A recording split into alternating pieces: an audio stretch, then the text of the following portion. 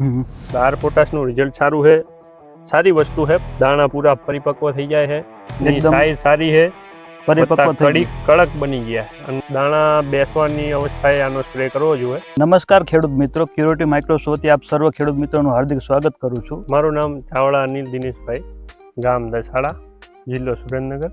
આપણી વાડીએ 10 દિવસ પહેલાં આ 4 ચાસમાં આપણે આર પોટાશનો સ્પ્રે આપેલ છે અને આ બાજુ આપણે આર પોટાશ વગર સ્પ્રે આપેલ છે।